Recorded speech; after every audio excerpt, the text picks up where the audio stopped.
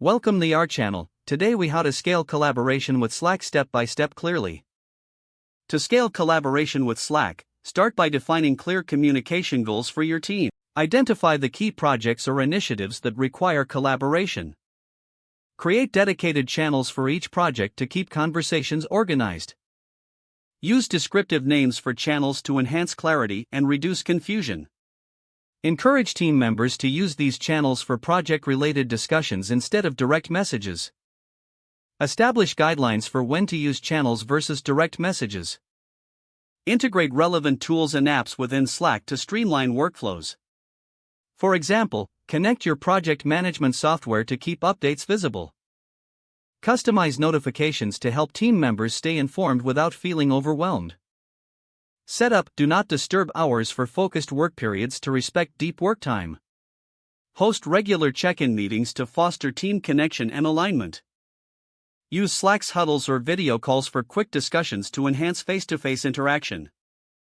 Implement templates for common communications to save time and improve consistency. Train team members on using Slack features effectively, such as threads and reactions. Encourage feedback to continuously improve how your team collaborates on Slack.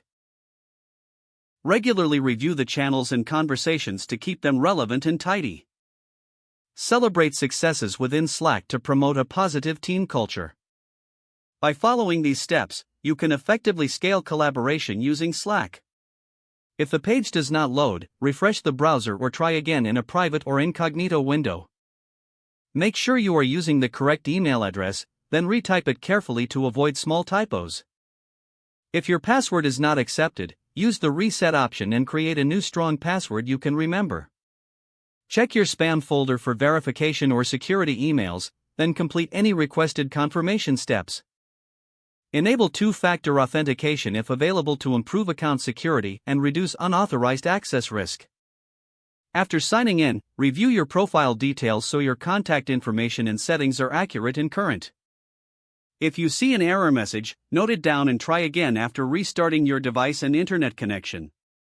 Log out when you finish, especially on shared devices, to keep your account and payment information secure. If the page does not load, refresh the browser or try again in a private or incognito window. Make sure you are using the correct email address, then retype it carefully to avoid small typos. Don't forget to like this video and subscribe to our channel for more step-by-step tech guides.